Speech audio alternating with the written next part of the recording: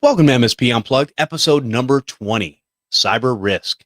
I'm your host, Jeff Halash. This is our live show where we discuss different ways to run your IT business, whether it's managed services, consulting, break fix, or anything in between. Instant House Call Kickstarter is a free program designed to help new entrepreneurs who are impacted by layoff due to the coronavirus. If you're starting a new computer repair, MSP, IT service, or IT consulting business, Instant House Call Kickstarter is for you. Participants will receive 6 months free of Instant House Call, remote support software, Entrepreneur Edition, and also 6 months free mentoring from an industry advisor, 1 hour each month for 6 months. Go to instanthousecall.com/Kickstarter. Let me introduce the co-host. We have Paco Lebron from ProdigyTeks. Paco, how you doing? I'm doing well. Can't complain. It's been busier as heck. Awesome. And we also have James Hatzell from Skout CyberSecurity. James, how you doing? Wonderful. Happy to enjoy the nice weather. It's great. It is that time of year, and it is definitely turning a lot nicer than it was even just a few days ago, rainy and cold. All right. Let's go ahead and start off with our tips or stories that we can learn from. And Paco, I'm going to go ahead and kick it off to you. Yeah, so not so much a tip, but just something to look out. I think it's something pretty cool that's coming out.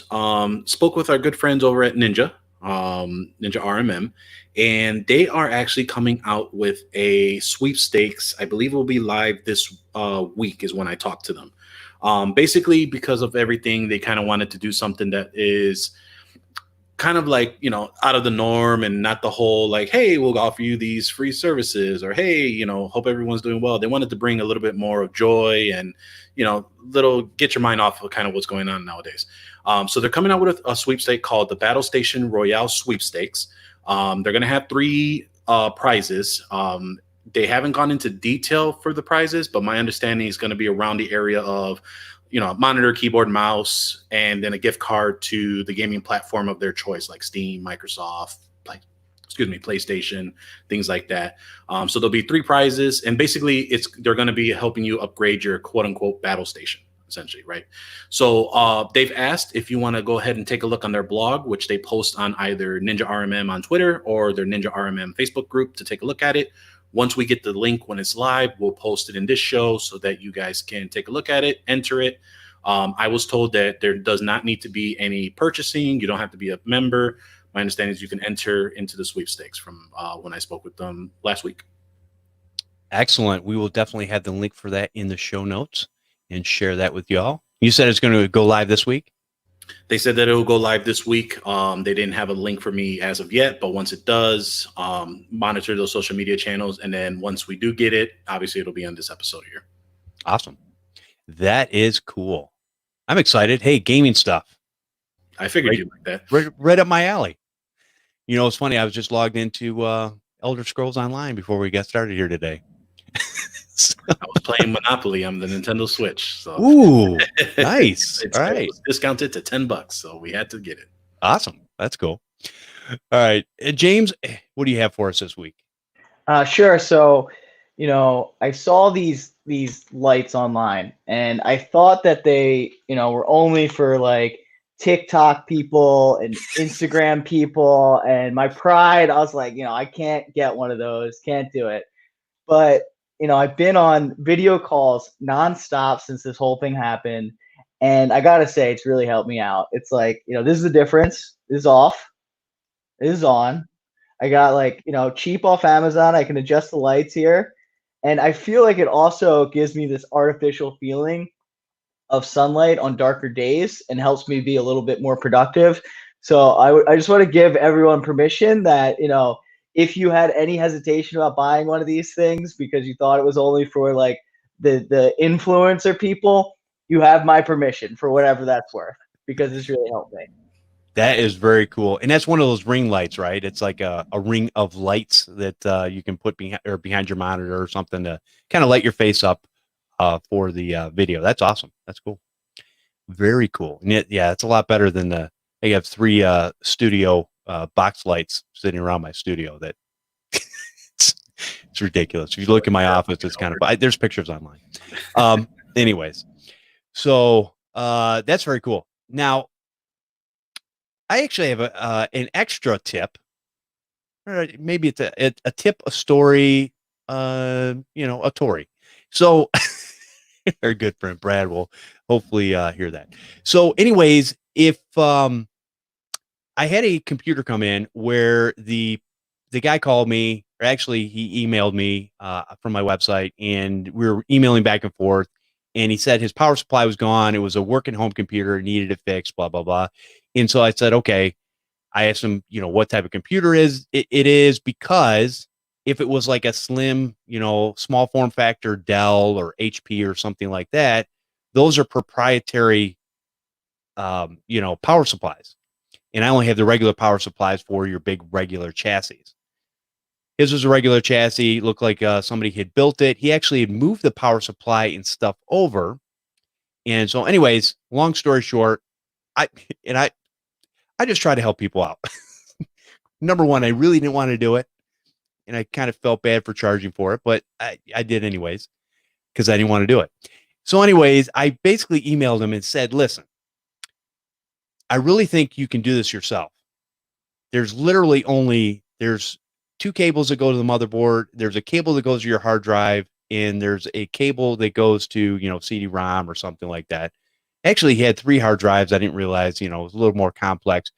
But what he didn't want to deal with was cable management, which he actually had a nice case that had the power supply in the bottom and had a nice shroud that covered most of the cables anyways.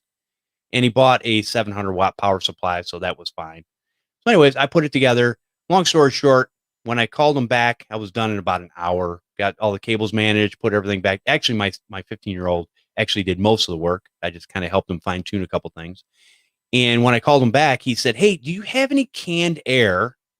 Because I really need to blow that thing out. I said, no. I said, I actually don't use canned air myself. I use a data vac to blow everything out. I said, but your computer's already blown out. I've already cleaned everything up.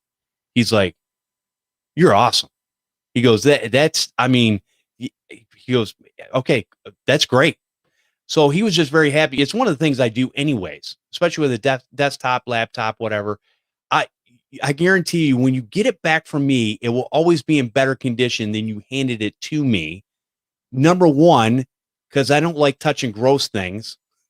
Number two, because it's just that little bit extra, the couple minutes it took me to clean something up to make it. Number one, I can also isolate problems. A lot of times when you blow fans and stuff out, if there's a bad bearing in a fan, especially a CPU fan, and it's starting to fail, then you get to that point where you're like, you can let the customer know ahead of time. Hey, listen, this fan sounds atrocious. I blew it out. It's sounding really bad. We probably need to replace it because it's going to fail on you at some point. And then you can let them make a choice at that point of what they want to do. So, but anyways, I just always, just a little bit more. And you will always stand above the crowd, guaranteed. That's all it really takes. Not much. A little alcohol, some, hand sanitizer. Oh no. And, rag.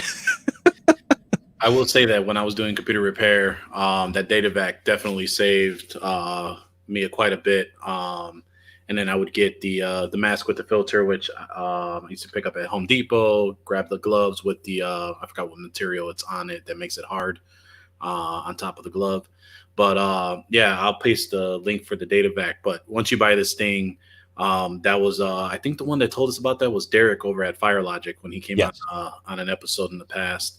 And, ever since he mentioned that, we used that thing and haven't bought a can of air since. It's light, small, travel, long cord. Plus, the can of air never goes to the end of the can. So you always run out of air before you run out of the contents from the inside, right? And it's a waste. You got to throw it away. And so something that's reusable. And really, part of this idea also came from back in the day, Kerry Holzman, famous YouTuber over there. He basically had started off with a leaf blower. And for years, I mean, I'm not kidding you. The video is still on his channel. It's probably the #1 video on top. when you watch this video, it's like I used a leaf blower for years to blow computers out because it was awesome. Man, you take it out in the garage or outside, and stuff going everywhere. And it's like, oh, cool, I'm done. And it was just a great way to clean computers out. Of course, then you got all the naysayers. Oh, you're overspinning the fans. No, those fans are floating on those bearings anyways. So if you're overspinning them and you break them. Now, short little story. One time I was blowing a fan, and when I was blowing the fan, I don't know what possessed me, but as I stopped blowing it, I went to stick my finger in to stop it. It was still spinning so fast that it busted the blade right off. Fortunately, I didn't cut my finger or anything, but it hurt. I could tell you that. I'm like going, what was that? I'm like the kid that stuck his tongue on the fence. I mean, in the middle of wintertime. What is wrong with me? But yeah, that happened. So did you do that just because you wanted to, or you were trying to see something? No, I was trying to slow it down. I wanted to slow it down faster. I think was my thought process. Stupid thought process. Doesn't make any sense. But it wasn't just and then that was it. No, let me see how this feels. No, it wasn't that. I'm not that deranged. No. So, all right. One other little thing we're going to talk about, which was my actual original tip before I forgot about the little things. And that's, I understand in today's day and age, there's another one. We try to do things that make people feel better. And a lot of times we'll just rinse and repeat, copy and paste. And one of the things that really gets me is a lot of people are repeating themselves when they say things like, I don't know, in these uncertain times. Well, and what I have to say for that is life is uncertain. When you wake up in the morning, it's uncertain. When you eat your breakfast, you go, for a run. All these things are uncertain. So we live a life of uncertainty. I don't need to be reminded that life is uncertain because life is also what you make of it. And so you can make a choice to make your life whatever it is. No matter what's going on, there's always a solution of some sort. And you can take that solution and figure out what you need to do for yourself on that day, on that week, on that month, on that year. But let's stop passing the message around in these troubled times, in these uncertain times. I mean, it's like, come on, really? I don't need to hear that. I'm like, I need to hear positivity because we already know that things are a mess. And I don't need to be reminded that they're a mess. So anyways, that's just my short little tip for that. Stop repeating those stupid things. Anyways. So I think what Jeff is trying to say is essentially, I think we're getting to the point now where a lot of the state governments and things of that nature are starting to slowly reintroduce people to society. So I think it's a good mentality or a good thought point to start thinking about how do you prep your clients to get back to the free world, essentially, right? Being able to help them. How are they going to get back, and how does that look technology wise? Because that's our specialty.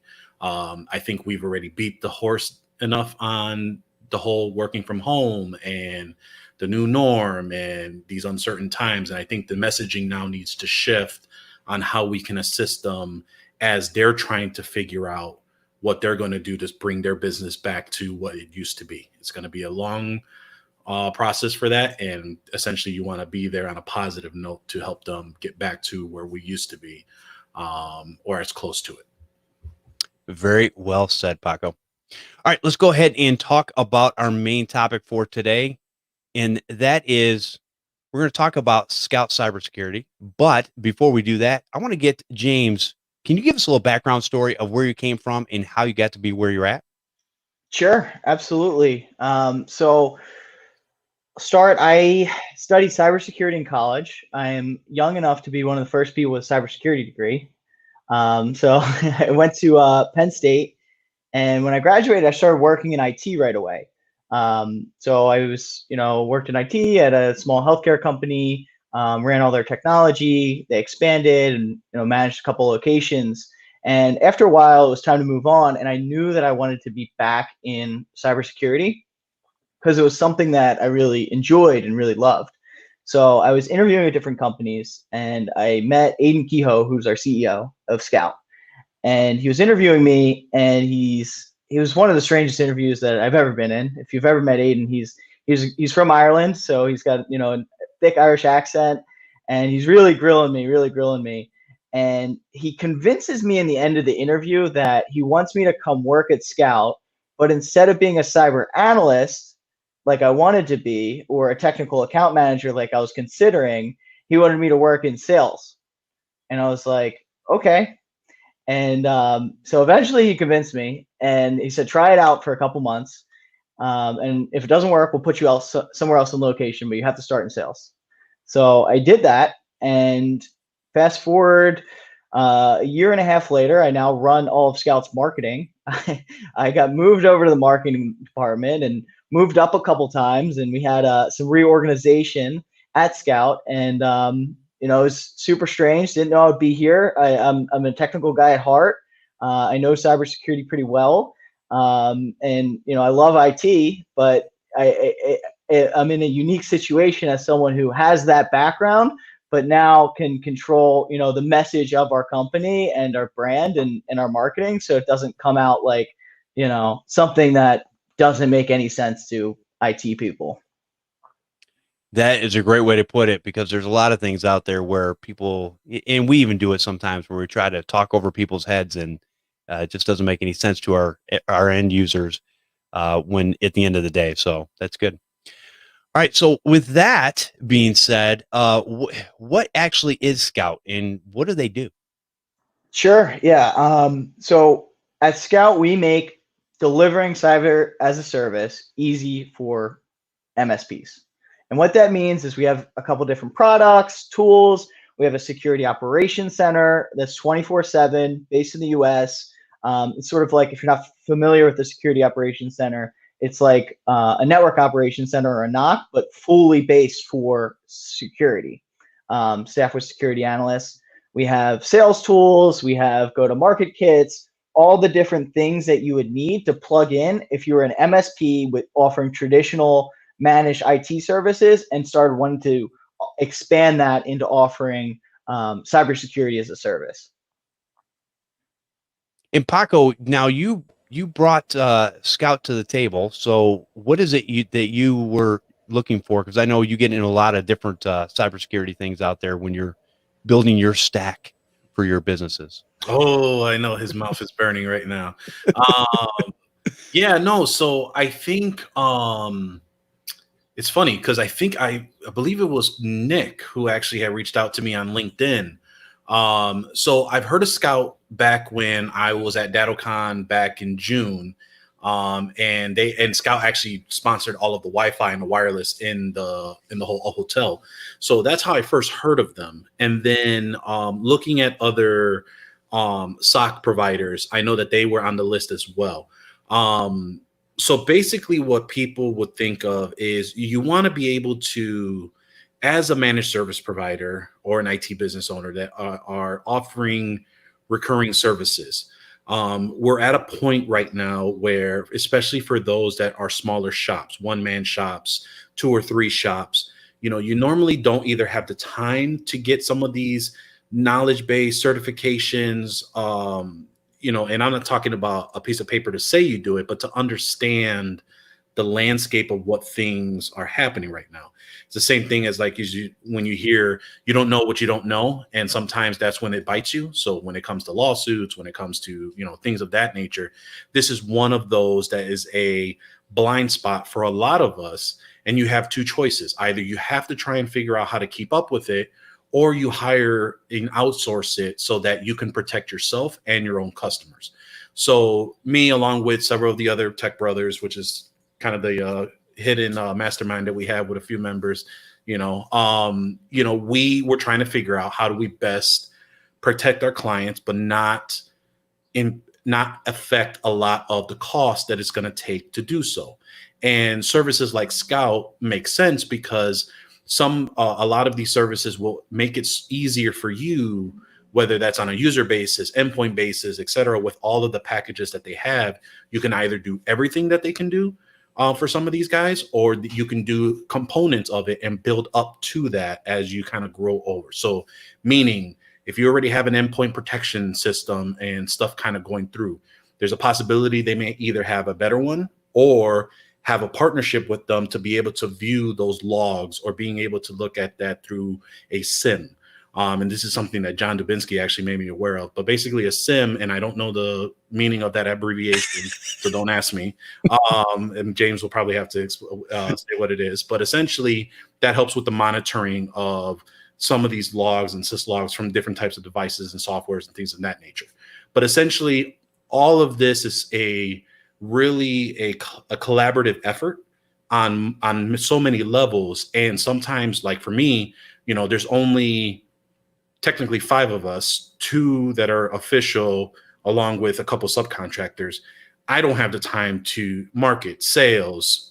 I can monitor the endpoints on an endpoints basis, but I can't know for sure what's going on in the background and stuff like that. I don't have the ability to monitor something 24/7, which is a service that something like Skout CyberSecurity has, where there is eyeballs that are actually looking at it, depending on the tier you get, 24/7. So I can get a phone call at 3 a.m. if someone's network is being wreaked havoc, and that puts me in a better position because I can sleep better, not knowing I'm going to wake up to something that's happening and being reactive. I can actually be proactive in one point.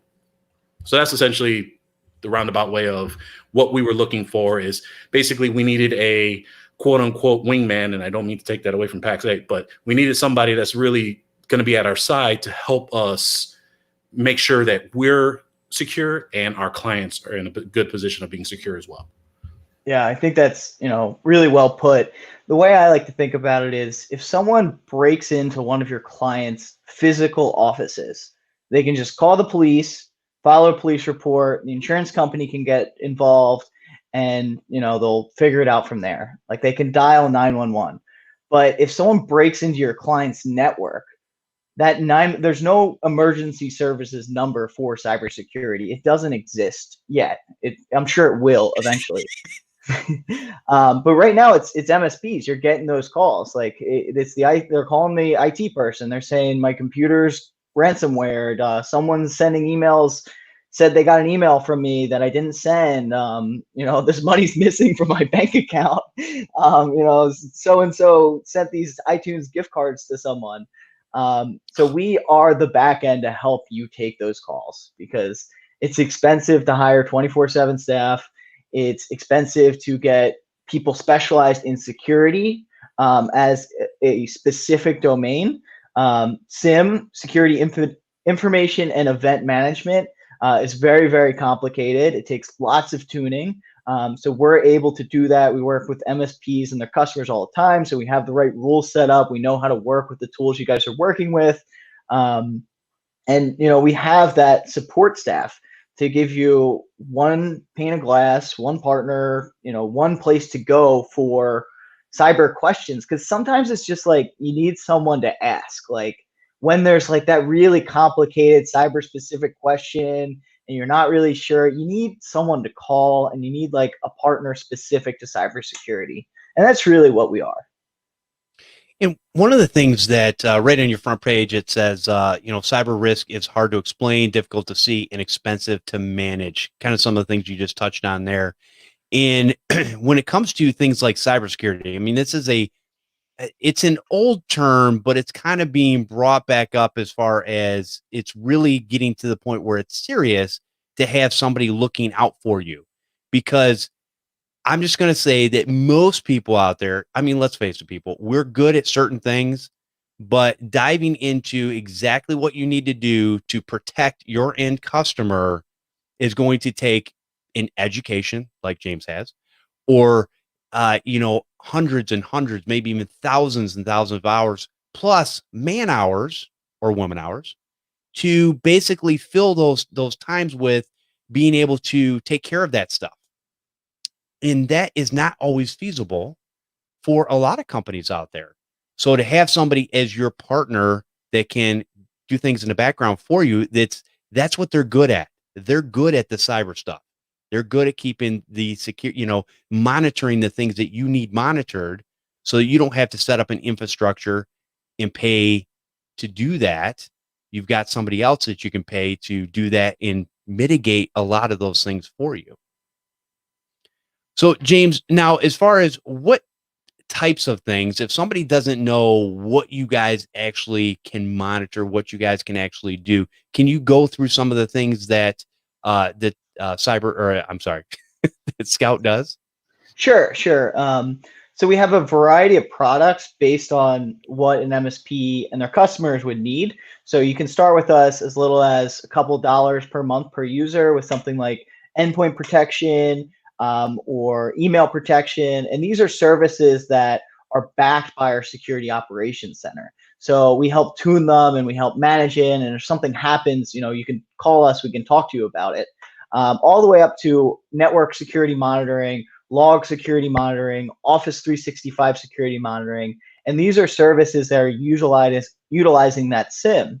So what we've done is we have an analytics platform that sits parallel to our SIM, and basically we can ingest data from hundreds of different services. So we can ingest network traffic with our network security monitoring package, Office 365 data or Microsoft 365, they're changing the name, making sure that we're all confused all the time. We can take all the security logs from that and run it through our analytics platform and our SIM. And basically, if we see an indicator of compromise or some sort of alert, the machine will spit it out to a security analyst. So we're looking at thousands or millions of events really a month that are going through this machine, and it's cross-correlating IP addresses and MAC addresses and looking for anomalies, based like security anomalies, or looking at threat-like behavior. And if something threat-like happens, it'll spit out an alert. The problem with alerts, or MSPs have talked to us in the past about getting an alert from a SIM, is most of them are false positive.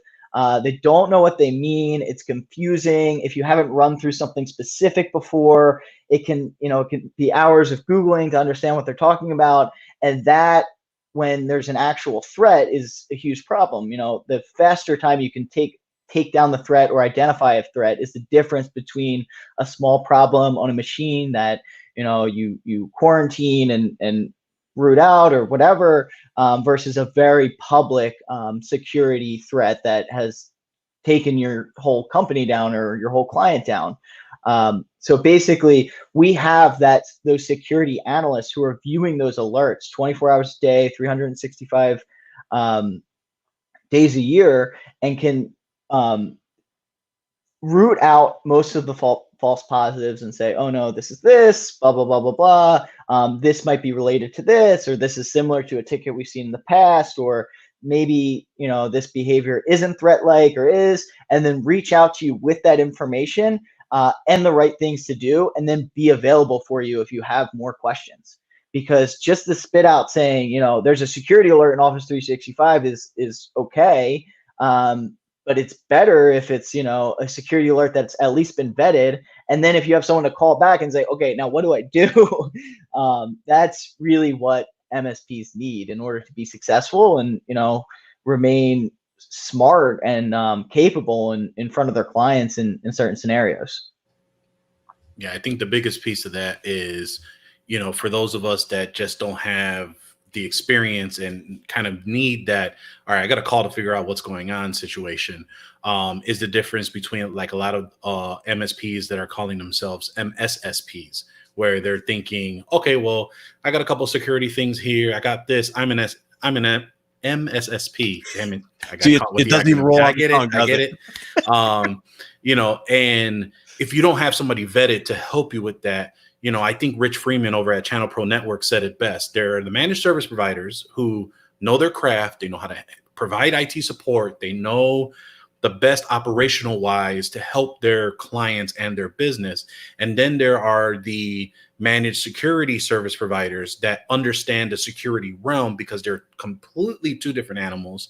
And for those that have been immersed in managed service providing with all the services, to get into that realm of security is either daunting, a time task that is just something that, for my example, I don't want to take on that. And I rather have a team that has been doing this for in parallel, probably the same, if not longer than I have. And I can just implement their help with our services to help our clients as a whole. And I hit the microphone. And really, that's the biggest piece. So for those that are calling themselves MSSPs and you have no clue what you're doing, stop it. You're a managed, I sound like Jeff. You're a managed service provider. And if you are skilled in it, great. But if you're not and you're unsure, you're doing yourself a disservice. You're doing yourself a disservice to your clients. Understand where kind of your not your niche, but where you're good at and where you need the help with to actually bring it in. It's a great opportunity to have it's probably not the best time, but it's a great opportunity to have an increased stack in your place, and also in the down the line and in the future, be able to have the better rates that you can provide that will help you be kind of the quote unquote security expert, helping those clients being secure. Well, I think the other thing too, a lot of people don't really think about, we're problem solvers by nature, and we like to solve problems. And so we will spend hours and hours and hours trying to solve a problem when you have a support from a vendor, whether it be hardware, software, anything along those lines.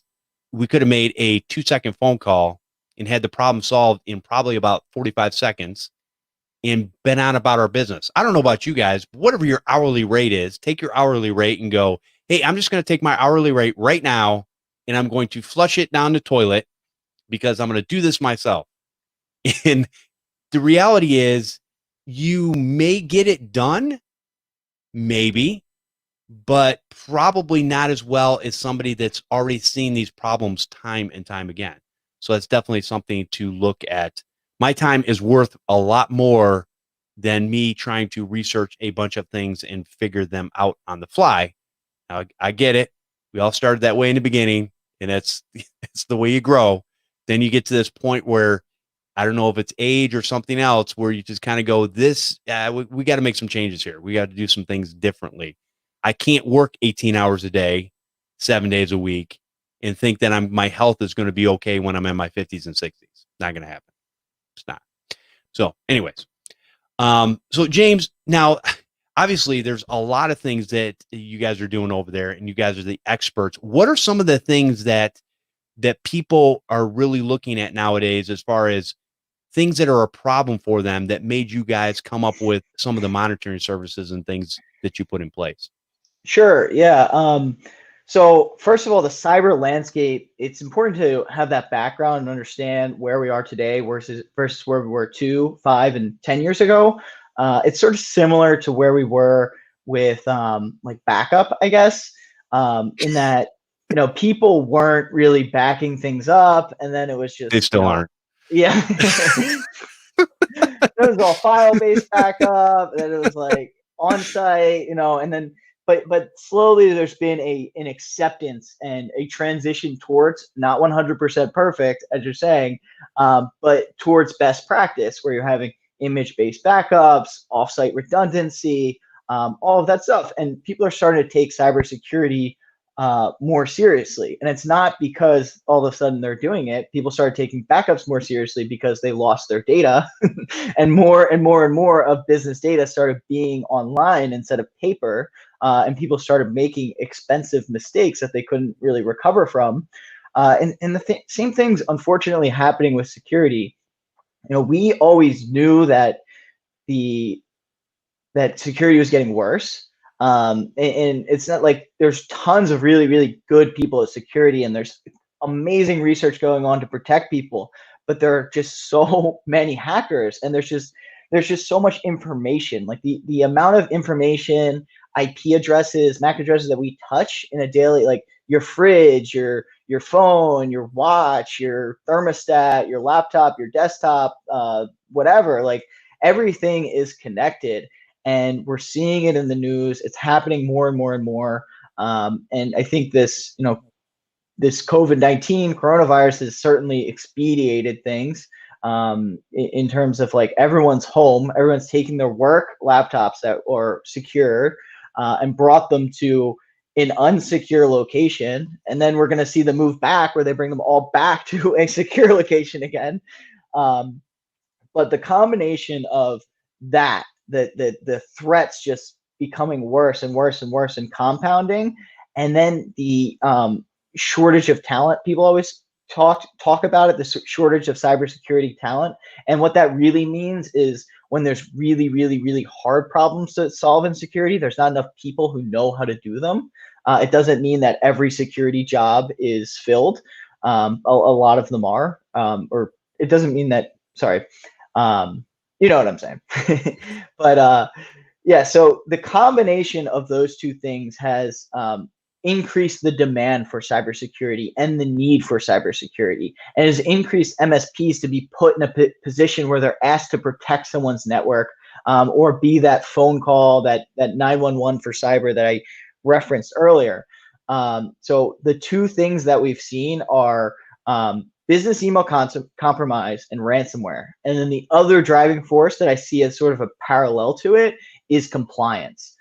So there's been lots of compliance, like people who've done government contracting, DFARS, or banks are another great example. They've had these types of security monitoring services for years because they've been required to legally. And that compliance is expanding. But people are getting hit with ransomware, and their emails are getting hacked all the time. So we've tried to build our stack around protecting from ransomware and protecting from business email compromise. That's why we have products specifically like Office 365 security monitoring, endpoint protection, email protection. Like those are our three lowest cost products. And because they're going to protect like 80% of attacks out there, like those are cover your bases. Let's get your emails and your endpoints secure, because ransomware and business email compromise is where things are happening, where people are losing money, where these data breaches are starting, where downtime's happening. And it's not as simple as just enabling two-factor authentication. You know, that's just one piece to a very big puzzle. Oh, just change your password. You'll be fine. Yeah. So that was actually one piece that I forgot to mention as well when you mentioned, Jeff, on why were we even bothering down this path, is that's really where it all came down to, was in the event a breach, an audit, something or whatever comes up, what can I do to make sure that I can adhere to the framework that we follow is the NIST cybersecurity framework? How can I identify, detect, recover, respond, and really understand how we are going to be able to provide a document or that says we did what we could. And, you know, whether it's the client replied back saying they didn't want to do this, or we've checked all the boxes because here's the proof that we've checked all the boxes. That's really the biggest piece for us. Is the last thing I want to do is have to make a claim with the insurance. And even then, the insurance will only pay so much. They don't, from my understanding, they will not cover the OCR fines. They will not cover quite a bit of the fines of the bigger bodies of things that happen. And a lot of those times they bankrupt and businesses, IT businesses go out of business. You know, and that's the biggest piece. I don't want to have to go through that, the tying up of the insurance claims, the lawyers, and getting your lawyer involved. You know, it's saving me time. And that's kind of where I've grown to my business, where whatever I can do to save myself time in the event of currently of what I'm doing and potentially what I'm doing in the event something were to happen, this is my safeguard per se to prove we did what we could. Here it is, or this is why we didn't. And now we've done our part on an IT, because a lot of people believe we're responsible for the compliance, and that's not true. We are responsible for helping their compliance because that's their industry. So when it comes to HIPAA, when it comes to FINRA and all that's their industry's compliance. We're a very small piece of it, although important, and we have to prove that we've done our due diligence and our piece to help them with their compliance. And I think that's a very important piece for us to take away. And if you're managing customers, you also need to think about it from this standpoint too. Even things that are outside of compliance, these are things that we should have been doing from the beginning. In other words, the government should not have had to put out a document, the NIST document, to say this is what is required of you.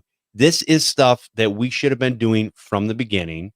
So if you're thinking that, hey, I only got to worry about this if I'm worried about compliancy, you don't.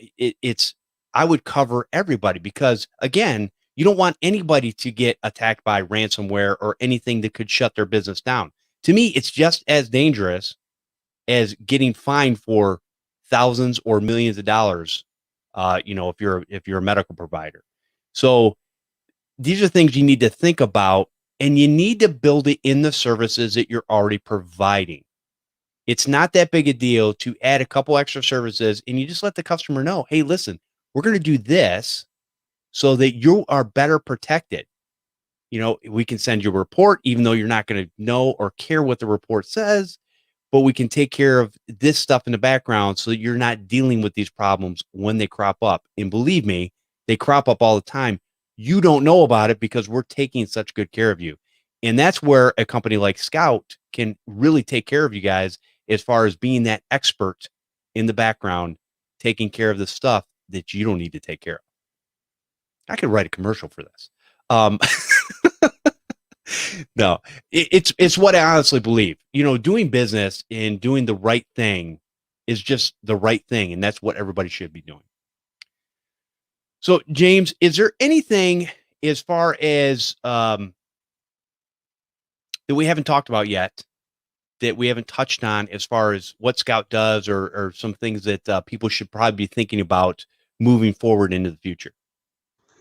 Yeah, I think from the MSPs that I've talked to, the biggest problem that they're facing, and I'd love to hear some input from you guys too, is getting customer buy-in and approaching a customer saying, here's these security services, you really need them, and the customer says, I thought that you were already doing this for me. Why do I need to get this other security thing? You sold me the security thing last year, blah, blah, blah, blah, blah. So handling that conversation is the hardest, one of the biggest struggles that I've seen, MSPs tell me, versus more of the implementation stuff of our services.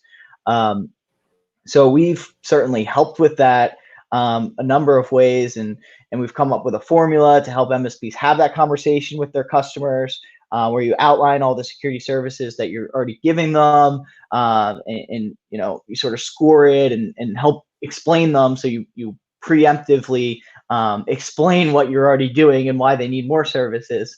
And I think that is really an important piece of offering cyber services, because being able to articulate what you are and aren't offering, and being able to explain a framework, because a framework is really it's your lifeline. It's a piece of paper that you can go back to and say, well, if there's an incident, you say, well, we were following this framework, we were following the NIST framework. And here's the things that we were doing for you based on this line. We filled it in and said, we're offering these IT services, these monitoring services, these endpoint services. So I think the supportive tools from the front end from a sales and marketing perspective, really, and a customer account management perspective, to helping them understand the need for cyber, and what they're actually getting for their cyber services, and why they need to invest more in them. I think it goes back to one of those things where I don't really care how the burger is made. I just need the burger to taste good and to basically not make me throw up after I eat it. And so I think some of the common sense things that people deal with nowadays is, I think, like you're saying, James, the presentation of putting this stuff together. In other words, it really, you've got to frame it in a way that the customer, listen, this is what I'm doing to protect you. It doesn't matter what A, B, C, D, and E are. It's just that I'm going to do the things that that are best for you. And that might change on a year-to-year basis. That might change on a whatever, maybe 5-year basis, whatever it might be. But things are going to change over time. Things are always expanding, moving forward, getting better. We're finding better things to use that make more sense. Because at the end of the day, most customers, all they really care about is the bottom line. But you've got to be able to frame it in a way that you're telling them that we're taking care of everything, so you don't have to. If you want to know all the ins and outs, that's fine. I can tell you how the burger is made, but at the end of the day, I'm going to tell you, I'm going to bore you to tears, and you really don't care. So I think I agree with you. It is, you have those clients that, that don't really care how the sausage is made, right? And then there are others that are curious, but yet they don't know what they're asking for. I mean, they just are curious on why are you changing? And sometimes that can be a image that you want to try and walk on a tightrope, because you want to make sure you don't have that perception that you're changing vendors because of price, or you're not changing vendors because you admittedly picked the wrong solution, right? And I think on the flip side of all of this is, yes, you have to make some changes on your stack, but a lot of this has to be from the mindset of CYA. You have to cover yourself, because if you're not covering yourself first, you're going to get bit on the client end, because either you didn't do something the right way, and it's going to be brought up to you, you didn't do it the right way. And then you have another IT business owner that took their business and said, yeah, here are the holes that they left, and this is why you have what you have. But I understand that changing is a delicate situation as well. So like for us, our process is, the only thing you ever see when we install is our RMM agent, and it has our logo. Every other tray icon from all of our tools are hidden from the tray icon. Sometimes we'll remove it from the add remove programs for those that are like really know what they're doing. But outside of that, that's really all we do, because to them, you see our logo, we are being protected. And that's kind of how we've always done that.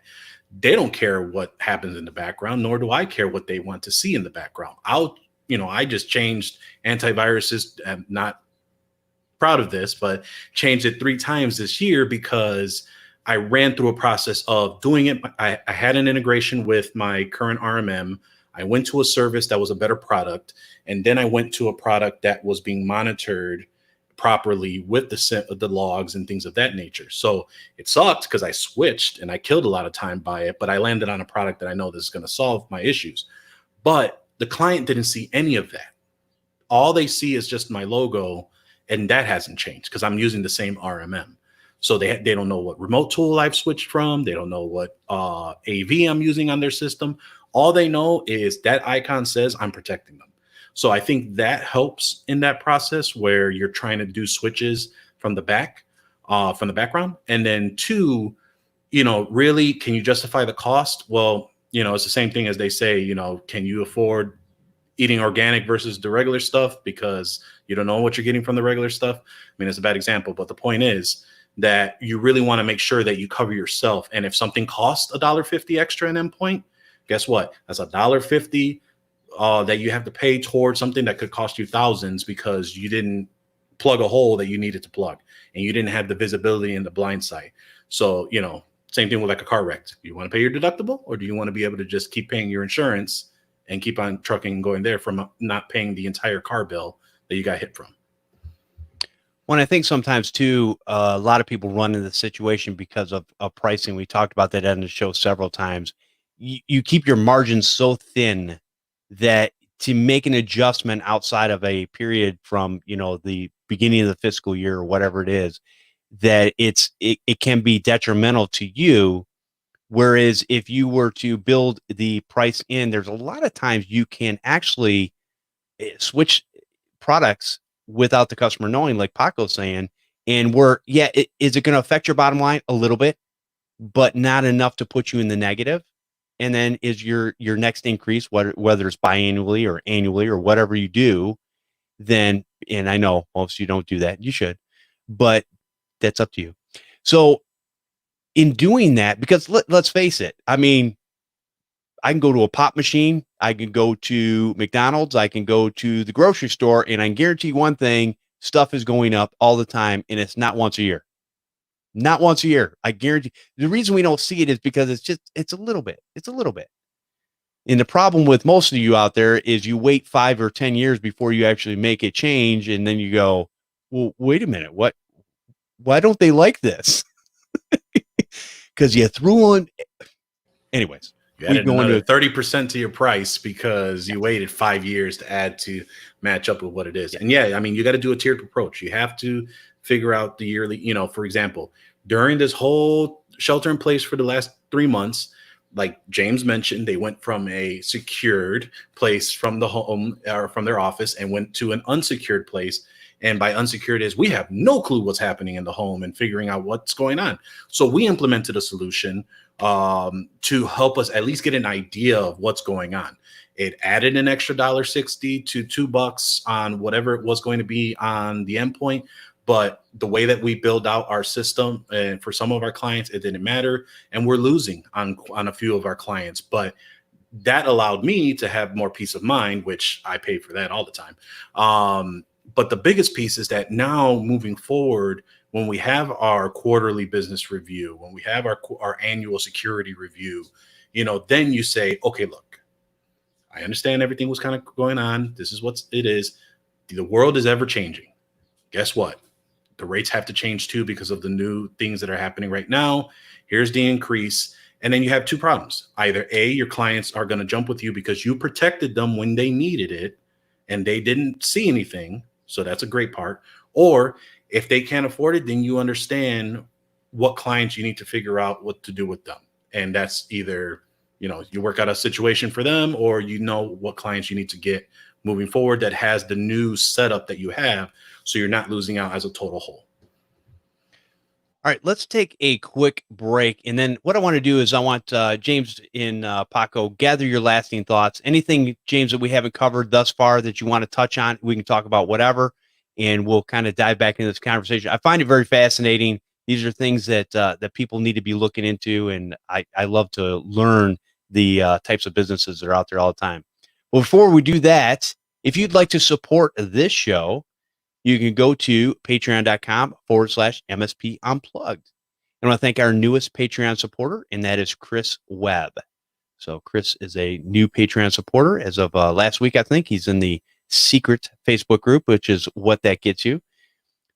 In the secret Facebook group, we did this a long time ago, and not to justify it for myself or anybody else, but I'm just going to say that one of the reasons that we kind of did this, hey, if you support this show, you can come into this group, is because you're putting your own money down, it gets all the riffraff out of there. We really don't have any arguments. We don't have any people calling people names. There's been a couple times where, conversations got a little hotter than normal, but I mean, that's just, everybody's got their opinions, and that's fine. But we keep it as a safe group where the newest person to somebody that's been in the industry for over 20 years can come in there and share their thoughts and ask questions. Us have been around for a long time. We ask questions all the time. I'm constantly learning. The day I stop learning is the day I'll be dead. That's just my motto. That's where I'm at. So I will always continue to learn. But I want to thank all of our other Patreon supporters for your continued support. Thank you for supporting the show and what we do here. And hopefully we're bringing you enough content that is worth your while, which we think we do. And we've been getting some great people out there like James and others to come on the show and share what they're doing and what they have to offer so that you can make an informed decision. Also, if I understand, Patreon is a subscription service, and I didn't realize this. So our good friend Keith Rosa made me aware. He wanted to do a one-time donation. He actually is a Patreon supporter, but he wanted to do a one-time donation. And you can't do that through Patreon for some reason. I didn't know that. So you can go to, if you want to do a one-time donation, you can go to buymeacoffee.com/MSP Unplugged. That's buymeacoffee.com/MSP Unplugged. And the links will be in the show notes. You can always get them there. All right. With that being said, James, is there anything that we haven't covered as far as Skout, what they can do, or any hot topics that are coming up in the industry when it comes to things like cybersecurity? Yeah, I just like to leave, we have 5 things that we say that anyone can do to protect themselves from cybersecurity. And they're like high level concepts, but I just like to share them with everyone because whether you use our services or not, it's something that everyone can benefit from. So the first thing is you actually have to establish the data that you want to protect the most. So it's easy to want to protect everything, but it's important to do an exercise where you're thinking, okay, what is the things that I actually care about? Is it my customer data? Is it IP for this healthcare company that I'm, working with? Is it the HR data? Is it credit card data? You really have to quantify what that is. And then once you know what that is, you want to build concentric rings of security around that data. So, at the network level, you're going to have a firewall. At the endpoint level, you're going to have endpoint protection.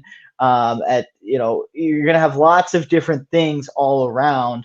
And that's what we call a layered approach to cybersecurity, or building concentric rings of security. And then you have to know if you have a problem. And that's why monitoring your network, like what we do at Skout, is so important. So you need a way to know what's going on. You need something monitoring, something looking through logs to see if something actually happened.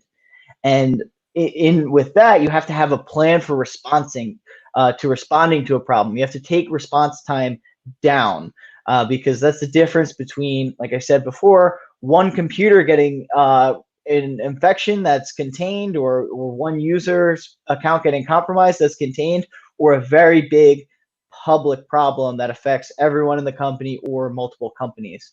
And then number 5, which we talked about today already, is picking a framework that aligns people, processes, and technology, and using it as a standard for the way that you do security. Because it's similar to the way, like, we believe that NIST will be what GAAP accounting is for, like GAAP style accounting is for accounting, in that it's like a source of truth and a CYA. So those are the 5 things that anyone can do. You can implement it whether you use our services or not, but we highly, highly recommend them. Very good. And Paco, what's your lasting thoughts? Anything we haven't touched on yet, or anything that you want to add? Basically, you can't do it on your own.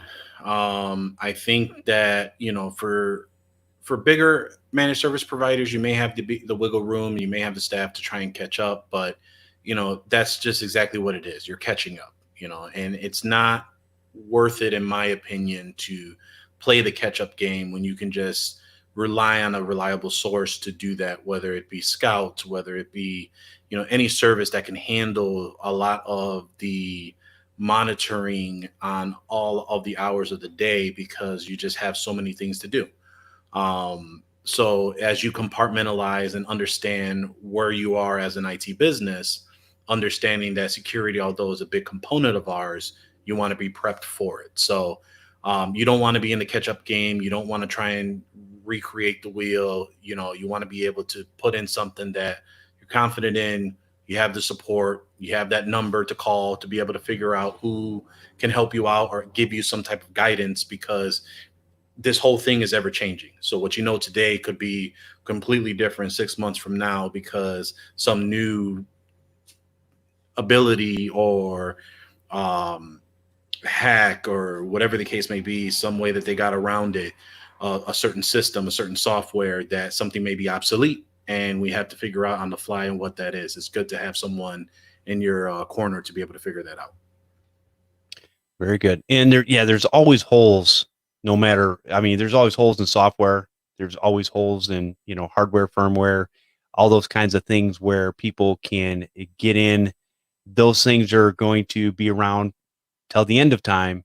And I think you have to have something in place to be able to monitor and let you know ahead of time. And as Paco said earlier, be proactive instead of reactive, which is a much better scenario and helps you sleep better at night and not have a instant heart attack when you get that phone call of there's this thing and it's closing up all our files and we don't know what it's doing, and it's spread to all the computers, and it started 15 hours ago, but we thought we'd let you know now. You don't want to be in that scenario, because then at that point, yes, from a standpoint of a business owner, I'm just going to shrug my shoulders and go, I don't know what to tell you. But if you can have something in place and you can be the hero that saved the day, then that's going to go a long way for your reputation down the road. And James, if people wanted to get started with Skout and find out more about your services and maybe even get in contact with you, where could they do that? You can definitely go to our website, getskout.com, fill out a contact form, or you can shoot me an email at james.hatzell@scoutsecure.com. I'll be happy to, email you back directly and make sure you're set up right. Awesome.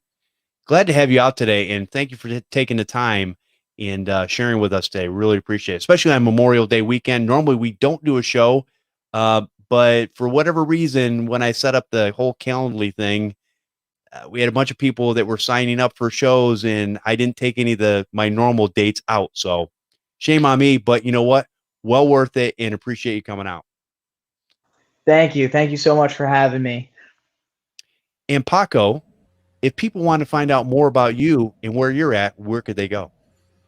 Well, Jeff, they can tune into this fine programming every week at 6:30 Central, 7:30 Eastern, or, fingers crossed, everyone, you should have received that email with the survey about the conference, TechCon Unplugged, September 25th to the 27th. We highly encourage you to fill that survey out because, again, we've created this conference from a need from the community that was voiced to us, which turned out to be a great hit last year. We asked if you guys wanted us to throw this again. You all said with a resounding yes. So again, we want to make sure that we do this in mind of where everyone kind of is at this moment, mindset, financially, etc. So we want to make sure that we do what we can on our end, whether we continue with the event or we make alterations or figure out what's kind of the next play from there. So please, when you get a chance, for those that have filled out the survey, thank you. We appreciate the input along with the comments. For those that haven't, please do fill that survey out just to give us a better idea of how we should go ahead and move forward.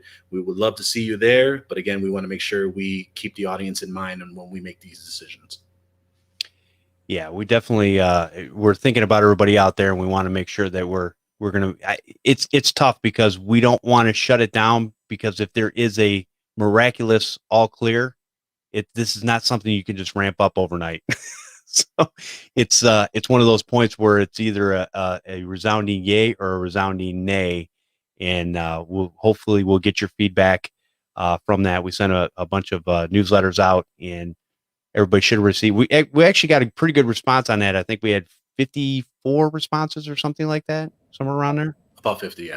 Okay, so that's really good, and we appreciate that. Went out to a lot more people, so definitely if you haven't seen it, look in your spam, and look at that. And it takes literally less than 2 minutes to fill this thing out. There's 4 questions. That's all we wanted, and some of them you can even. There's really only a couple of questions that we need to know. The other is kind of helpful information for stuff that we're doing down the road. So, all right, watch live and hang out in the chat room over on youtube.com/MSP Unplugged. You can subscribe to our YouTube channel and your favorite podcasting app to never miss an episode. I want to thank you for listening, and we will see you next time on MSP Unplugged.